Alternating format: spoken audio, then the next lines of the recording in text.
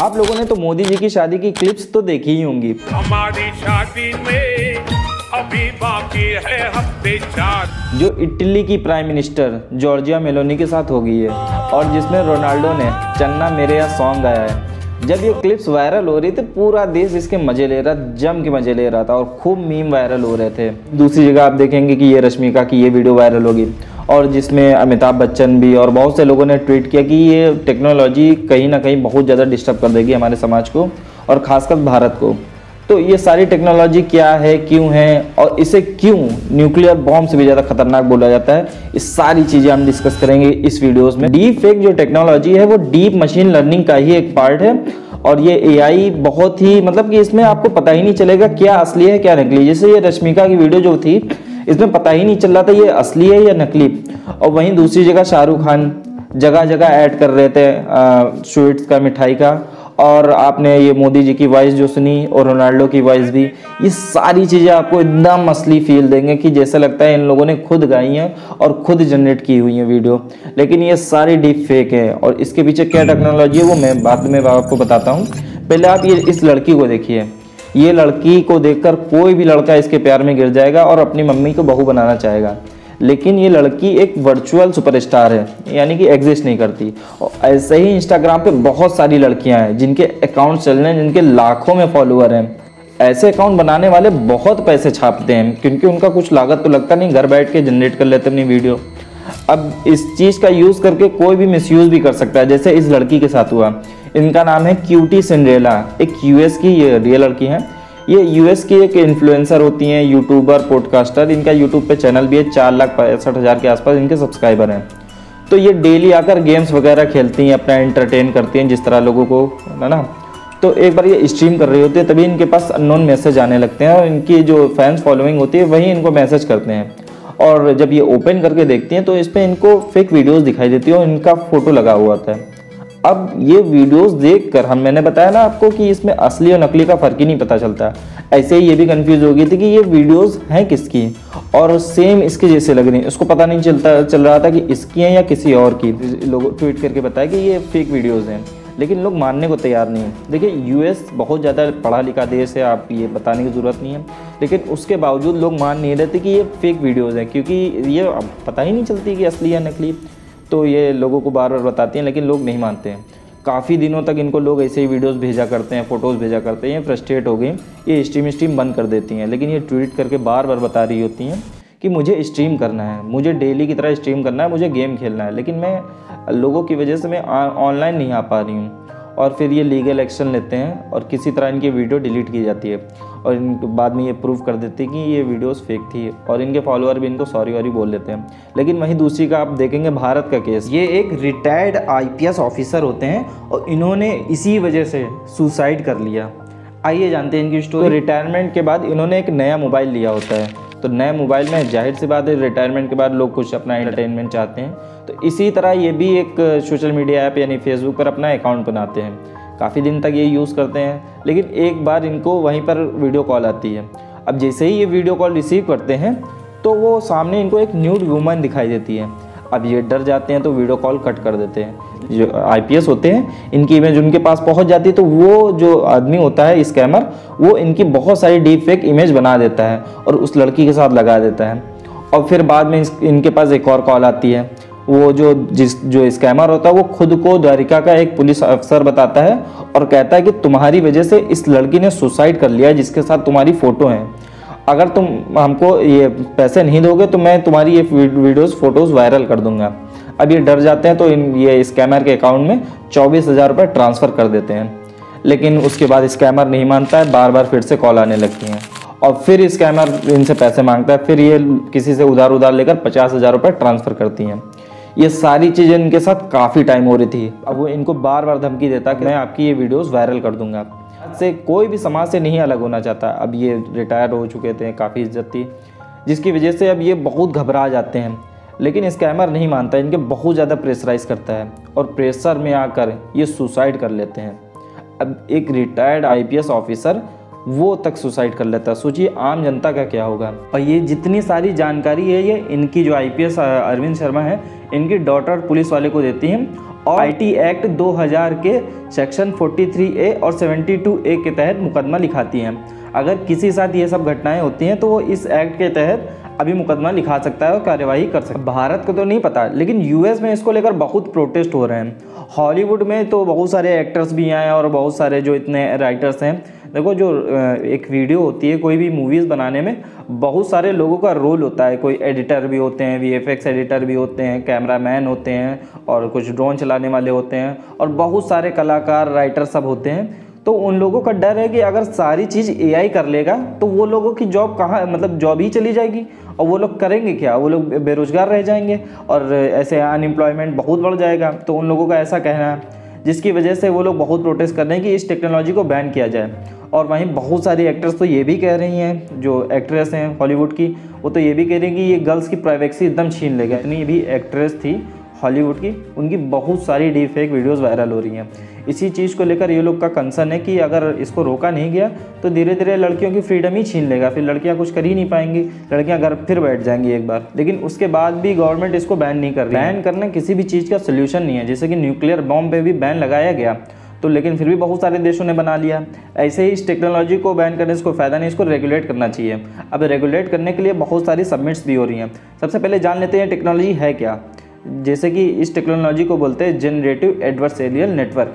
जैसे हमारे ब्रेन का न्यूरल नेटवर्क होता है। अगर हम लोगों को किसी भी व्यक्ति को पहचानना हो और या फिर कोई भी कैलकुलेशन करनी हो, जैसे मान लो हम लोग को 4 × 5 करना है, तो यही जब हम लोग 4 × 5 लिखते हैं तो ये हमारे ब्रेन के जो न्यूरॉन्स होते हैं इलेक्ट्रिक सिग्नल द्वारा किसी भी चीज़ को जनरेट करके हमें आउटपुट देते हैं। तो इनपुट 4 × 5 हो गया और आउटपुट हो गया 20। और किसी भी व्यक्ति को अगर हमको पहचानना हो तो यही हम लोगों को स्कैन करके फ़ोटोज़ देते हैं कि हाँ ये आपका फ्रेंड है, आपका ये है। जैसे हमारा दिमाग जनरेट करके हमें नए नए आइडियाज़ और इन्फॉर्मेशन देता है, ऐसे इस टेक्नोलॉजी का भी यूज़ किया जा सकता है। जैसे कि मान लो हम लोगों ने सर्च किया कि कानपुर में अगर स्नोफॉल हो तो कैसा दिखेगा कानपुर, तो हमें ये रिजल्ट देता है, आप खुद देख सकते हैं। इसी तरह एआई अपने न्यूरल नेटवर्क से एकदम नई मूवीज़ जनरेट करके देगा। मान लो अगर हम लोगों को एक्शन मूवी चाहिए और अगर कॉमेडी चाहिए या फिर कोई स्पेस से रिलेटेड, तो एआई अपने न्यूरल नेटवर्क से एकदम नई मूवी जनरेट करके दे देगा। इसी तरह जितना भी सोचने वाला काम था वो अब इंसानों को छोड़कर सारा एआई करेगा। जैसे रश्मिका की वीडियो थी, उसके लिए क्या किया गया है, ना होगा उसकी पहले फ़ोटो सेलेक्ट करनी होगी, यानी वीडियो सेलेक्ट करनी होगी जो आपको जनरेट करना है। तो रश्मिका का जितना भी डेटा है, जितना अच्छा डेटा मिलेगा किसी भी वीडियो को जनरेट करने के लिए, उतना बढ़िया होगा। तो ये सारी फाइल्स लेकर इसको अपलोड कर दी जाती हैं। एआई अपने न्यूरल नेटवर्क के द्वारा उसको एडजस्ट करता है जो दोनों फ़ोटोज़ को और मैच करता है और हमें बहुत सारे रिज़ल्ट देता है। और वही एक रिज़ल्ट उठाकर ये वीडियो जनरेट की गई थी, ऐसे है, ठीक है।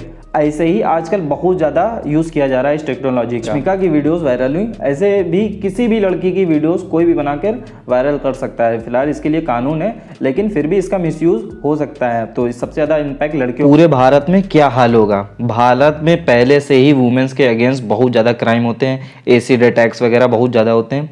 तो अगर ऐसा हुआ तो लोग इसी डीप फेक का यूज़ करने लगेंगे। तो हमारे भारत में आज ज़्यादा टेक्नोलॉजी का ज्ञान नहीं है।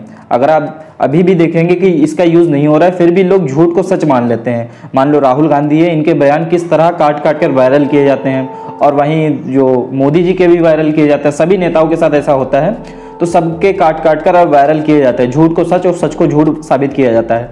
लेकिन अगर इसी पॉलिटिकल कैंपेन में इसी टेक्नोलॉजी का यूज़ किया जाए तो किस तरह पॉलिटिकल कैंपेन पूरी तरह से बदला जा सकता है। अगर आप प्रेजेंट सिनेरियो देखेंगे तो पूरे भारत में आग सी लगी हुई है। जो हिंदू होते हैं उनके अगेंस्ट में मुस्लिम विरोधी बयानबाजी आती है, जो मुस्लिम्स होते हैं उनको हिंदू विरोधी बयानबाजी आती है। लेकिन आखिर ऐसा होता क्यों है? यानी कि सोशल मीडिया के पास कुछ तो होगा ही होगा जो इतनी परफेक्शन से कर रहे हैं। अगर आप धोखे से कोई हिंदू विरोधी या मुस्लिम विरोधी पोस्ट लाइक कर देते हैं, आपके सामने वैसे ही रील आने लगती हैं।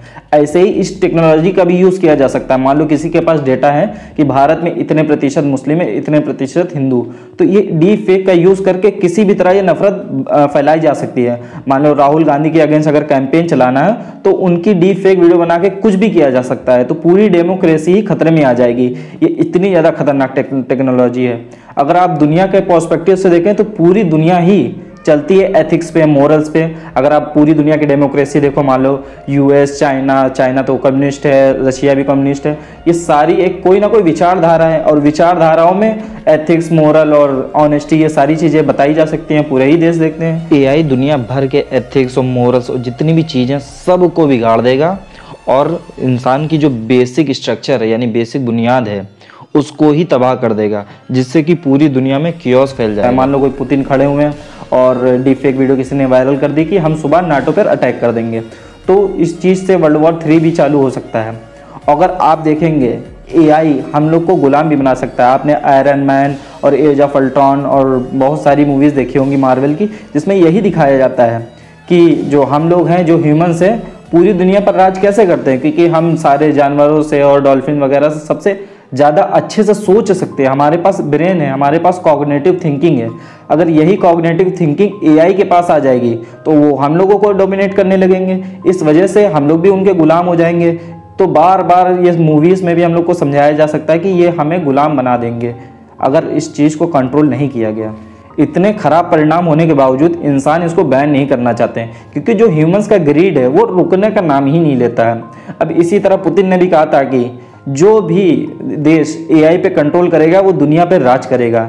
अब इस चीज़ को लेकर लोग के अंदर होड़ मची हुई है कि किसी तरह एआई पे कंट्रोल किया जा सकता है। एआई का इतना ज़्यादा यूज़ क्यों है? क्योंकि आज इतना ज़्यादा एडवांस होने के बावजूद हम लोगों के पास बहुत सारे क्वेश्चंस का जवाब ही नहीं है। मान लो कि इंसानों को किसने बनाया, क्यों बनाया, क्या पर्पस था, ऐसे लेकर पिरामिड किसने बनवाया, सिंधु घाटी सभ्यता की स्क्रिप्ट क्या थी, किसने लिखी, एलियंस हैं भी कि नहीं हैं, और हम लोग कब मरेंगे, क्या होगा, इस सारे क्वेश्चंस ह्यूमंस के दिमाग में होते ही हैं। और इस चीज़ को, मिस्ट्री को सॉल्व करने के लिए इंसान किसी भी हद तक जा सकता है, जैसे कि एआई उसके लिए बेस्ट टूल है कि ये कुछ ज़्यादा प्रॉब्लम हमारी सॉल्व कर सकता है। फिलहाल तो एआई का यूज़ बहुत सारी अच्छी जगह पे भी हो रहा है, उनको जान लेते हैं। आजकल एआई मेडिकल साइंस वाले स्टूडेंट्स के लिए बहुत ज़रूरी हो गया। मान लो किसी भी चीज़ पे रिसर्च करना हो तो एआई को इनपुट आप दे दो, आपको बहुत सारे रिजल्ट दे देगी। और हमारे फार्मर्स भी कर रहे हैं इस चीज़ का यूज़, बहुत सारे ऐप हैं एआई, तो वो एआई की मदद से डिटेक्ट कर लेगा कि इसमें किस तरह की बीमारी है क्या नहीं। आप देखेंगे टेस्ला मोटर्स, ये भी ड्राइवरलेस कार्स है कि ये बिना ड्राइवर की कार चलाती है। और आपके मोबाइल में जो OTP आता है ये भी एआई की मदद से ही होता है। और जो हम लोगों के गूगल असिस्टेंट हैं, सीरी हैं, एलेक्सा हैं, ये सब एआई के मॉडल्स हैं कि आज स्टूडेंट की बहुत हेल्प कर रहे हैं। पहले कितना ज़्यादा मुश्किल होता था डिक्शनरी ढूंढने में, ट्रांसलेट करने में, वॉइस ट्रांसलेट करने में, आज ये सेकंडों में हो जाता है। आप देखते हैं कितने ज़्यादा अच्छे तरीके से होता है। और ना जाने बहुत प्रकार से एआई का यूज़ है। और इस चीज़ को रेगुलेट करने के लिए यूनाइटेड नेशंस की एक एजेंसी बनाई गई है, जिसमें 180 के आसपास इतने सारे देश हैं, और ये दुनिया की सबसे बड़ी एजेंसी है जो एआई सबमिट करवाती है। और आप देखेंगे G7, G20 और बहुत सारे इकोनॉमिक फोरम पे भी एआई को रेगुलेट करने की बात चल रही है। और दुनिया इस चीज़ को रेगुलेट करने के लिए बहुत ज़्यादा सीरियस भी है, और बहुत सारी जगह बात भी हो रही है। तो देखते हैं आगे इसका फ्यूचर क्या होता है, कि इस टेक्नोलॉजी को बंद कर दिया जाएगा या फिर ऐसे ही चलता रहेगा, या इसे हम लोग रेगुलेट कर पाएंगे अच्छे से।